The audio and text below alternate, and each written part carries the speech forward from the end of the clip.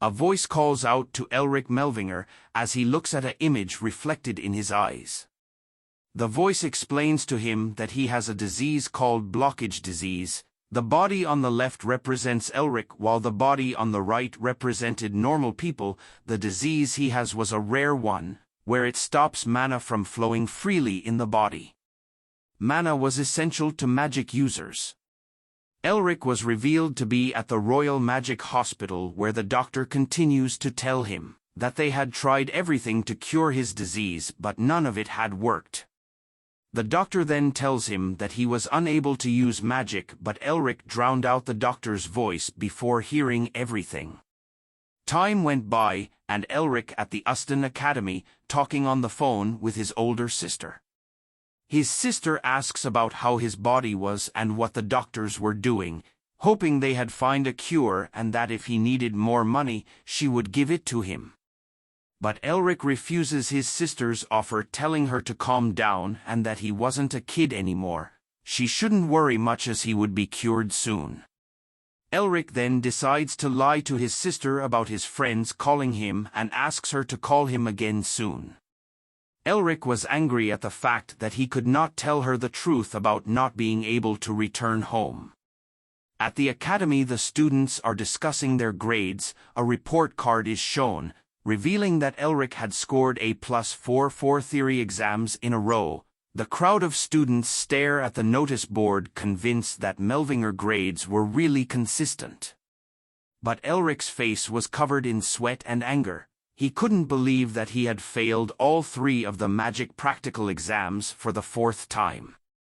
He walks away from the scoreboard thinking that according to the Academy's rules, failing the 4th time meant only one thing.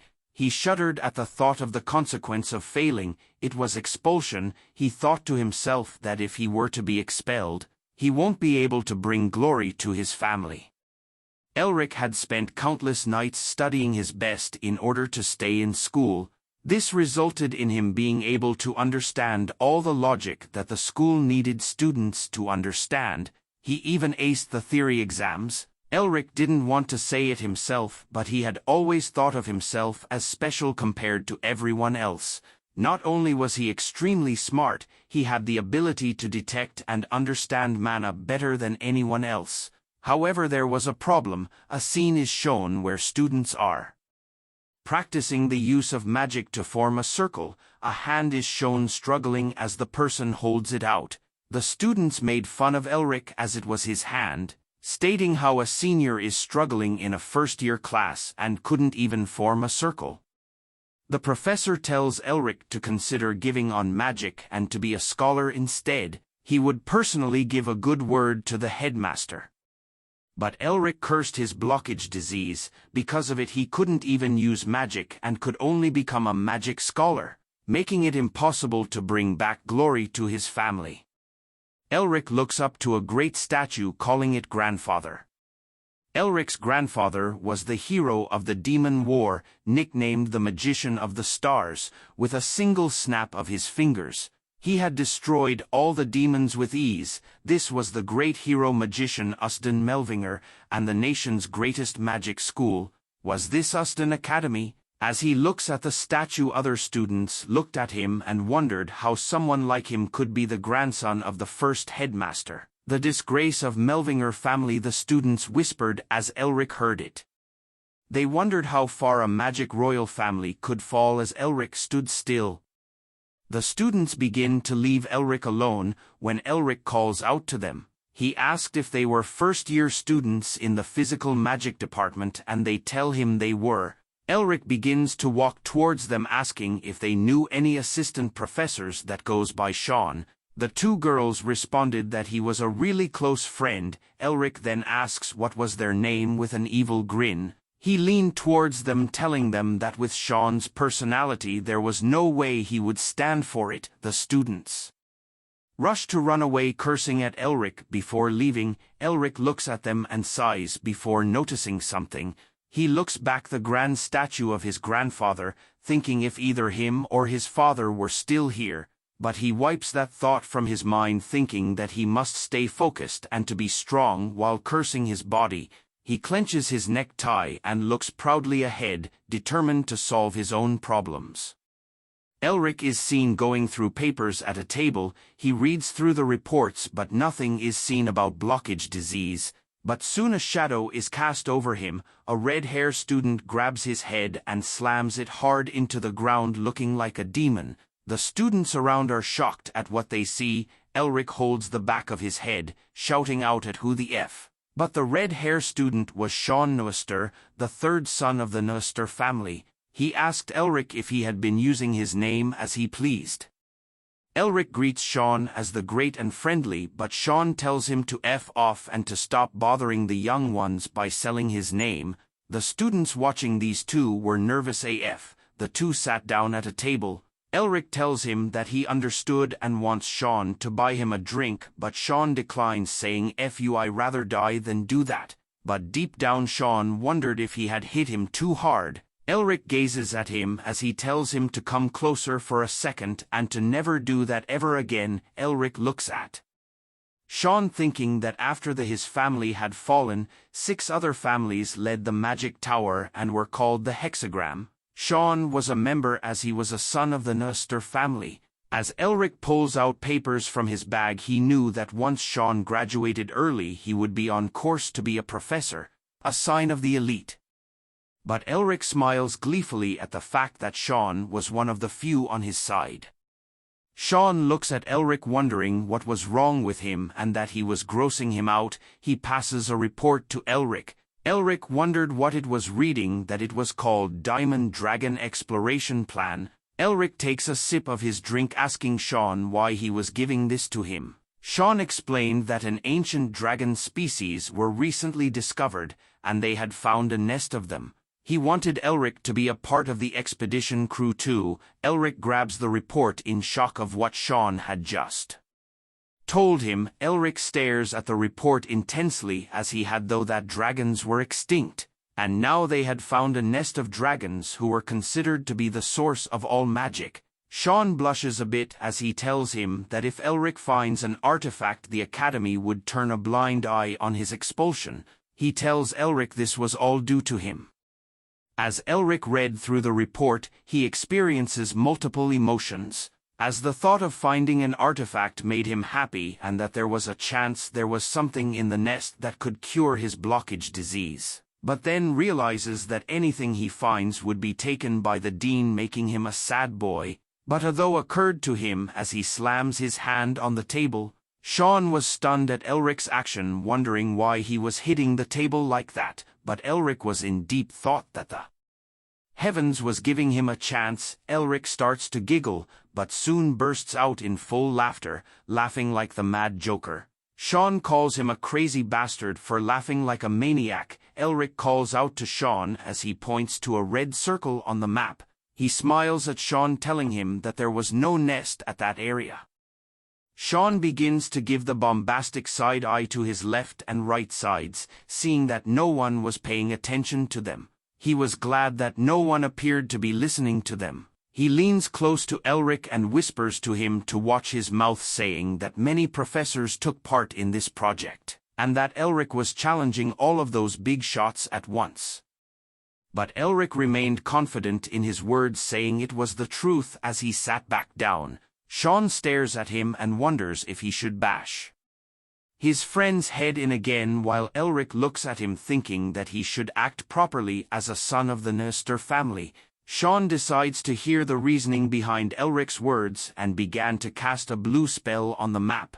The magic circle on the map glowed a bright blue light, which soon covers both Sean and Elric. The two of them were teleported into the skies of the world, as Elric explained that the cracks formed were from 2 strata colliding, and that a huge amount of mana were flowing out of the cracks. Elric further explains that this much mana would appear after at least 100,000 years, and logically it would make sense that the dragon's nest would be there, but he reminds Sean of the 3 principles of mana stream. Sean explains the first principle being from high to low, the second from wide to narrow, and the last to be from hot to cold. Elric then explained that based on those 3 principles the researchers must have been certain that the dragon nest was there. However, Elric points to a bright spot on Earth, saying that hot magma flows through those cracks, and since mana does not gather there, a dragon would never live there. Sean begins to nervously understand Elric's reasoning. It was because of the Akron volcano. Elric explains that the Akron volcano's magma runs under the continent, but Sean refutes his argument, saying that they had measured mana wavelengths of a dragon near that area, and that there was no way the nest wasn't there. But with a calm face Elric tells him that he didn't say there was no nest. Sean was shocked to hear this. Elric smiles, saying there definitely was a nest. He points to a different spot on the map near the red circle, saying the nest was in the Karagul cave, and that it would definitely be there. Sean is standing in front of a door, wondering what to say to the higher-ups. He knocks onto the door, thinking if he should act dumb and that he might be chased out if he pisses off the dean. A flashback occurs as Sean is seen walking through the hallways. He hears a noise coming from a room. Upon entering he sees that Elric was inside and asked what he was doing in the training room by himself. Elric was deep in training, muttering that he needs to use magic for his sister and grandfather to become the best and to raise his family no matter what it takes. Sweat drips down his face as he once again curses at the blockage disease. Back to the present. Sean thinks that Elric might be able to cure his blockage disease. He slaps his own face, believing that as his friend, he has to help him. Inside the room, a man is reading a report and trying to understand it. The dean, called Barracks, looks ahead and asks if his research report was wrong. Angrily, Sean stood in front of him, telling him that it was not wrong, but he was just hoping to get his opinion on a possibility. But the dean cuts him off, telling Sean that he didn't know how he came to this conclusion. Just as a red horrifying aura appears onto Sean, the dean tells him that even if he was a son of the Noster family, he will not let this pass. Sean begins to sweat like a dog, feeling the overwhelming mana from the dean. What he experienced was the power of a 7th circle magician, but the intense pressure was soon shattered into pieces. As Elric Melvinger arrives onto the scene, Sean turns around shocked to see Elric. He calls him insane for coming into the room, but Elric simply bowed and greets the dean while apologizing for entering the room on his own like this. The dean stares at Elric, and as his head shined like a diamond, he asks Elric if Sean's opinion was based on his words. Elric agrees and tells him he was right. The dean applauds Elric for his words and couldn't believe that a student like him came up with this. However, he tells him that this was just a guess as there was no evidence to back it up. But Elric replies that even a 3-year-old would know this and wouldn't need evidence. This led to an intense staring contest between the dean and Elric. Sean thinks that Elric was a crazy bastard for taunting the dean like this, but the dean soon began to laugh. He laughs at the fact that Elric, who was about to flunk and couldn't even use magic, was talking back to him. Elric remained calm and simply asked if the dean thought he was wrong. The dean tells him yes, and that there were a few who come across this as a stroke of luck. He calls them trash for running their mouths without knowing their place, just like you. The dean continues to say that as a professor he couldn't ignore a student's opinion, and soon wonders if Elric would make a bet with him. Elric wondered what kind was the bet. The dean tells him that he will give all the resources he needs to form an exploration team, but in case he fails, the dean wanted a certain heirloom. He wanted the one the first headmaster had left behind. "Aren't you angry?" Sean shouted in the carriage to Elric. Elric tells him to keep it down as his ear was about to fall off as he reads a book, while Sean tried his best to contain his anger. Elric tells Sean that it's fine, and that the school would not hold him back if he finds the dragon nest. Sean takes the book away from Elric, prompting Elric to ask him why he took it away from it as it was getting interesting to read, but Sean continues to shout at him, saying what if he couldn't find it and that if his Predictions were wrong, his family heirloom was going to be taken away from him. Sean points to the pendant that Elric was wearing, stating that it was something that was only passed down to the head of the Melvinger family, but Elric simply laughs, telling Sean that he knew the Dean had always wanted the pendant for himself. Sean was confused by the laughter and asked if Elric did not get it. Elric thanks Sean for at least being on his side until the end. This remark causes Sean to cover his face, saying that it was over him as well if they can't find the dragon's nest. So if asked what plans were there, Elric sits upright, asking Sean if he really thinks that he had accepted a bet just because of getting held back. This question stuns Sean, but Elric grins widely, saying that the Dean should have bet his life if he wanted the family heirloom. Sean stares at him in disbelief, quietly remembering that Elric held 2 nicknames in the school. One was being the disgrace of the Melvinger family, and the second was being the worst of the Melvinger family. Sean couldn't believe that Elric was acting as the worst state once again. He begins to recall the time that Elric had gained the nickname worst of the Melvinger family, which began at the beginning of the semester as a freshman. 2 students are seen grunting out loud heavily. 7 years ago at the training hall where students practice magic, Elric was 15 years old back then. A voice calls out to him asking if he was sure he was a Melvinger. A group of students stood in front of him while showing off his fire magic, asking if even the amazing Melvinger couldn't even do this. He further makes fun of Elric by saying that the headmaster had grabbed him off the streets, causing the other students to laugh at Elric. They continued to make fun of Elric and laugh at his face, but he remained silent despite the harsh treatment. As the students begin to leave, Elric slowly stood up, reaching for a circle-like object on the ground. He whacks the back of the head of the student who had made fun of him. Whack him like a lil bitch, got him. The other students were shocked, but Elric held a calm expression. Blood dripped down from the orb that Elric had used to whack the lil bitch. As the students stood over the lil bee, asking him to wake up, but Elric just stood there. Elric was then sent to the disciplinary committee of the Usden Academy, where he tells them that a child of a Viscount family had dared to insult him, the head of a Duke family. With a mad dog look in his eyes, Elric continues to tell them that he punished the lil bee according to the laws of the Empire and wondered if they had any problems with that. The committee grew nervous upon hearing his answer, whereas Sean was smiling as Elric looked at them with madness in his eyes. Elric was then suspended as per the Academy's rules, which stated that all students were equal, but after that day, no one dared to touch him ever again. Sean had finished recalling the past when he notices the title of the book. He shouts at Elric for being crazy, but Elric tells him to stop shouting. Sean's hand trembles at the fact that Elric was reading a forbidden book, wondering what the hell he was reading.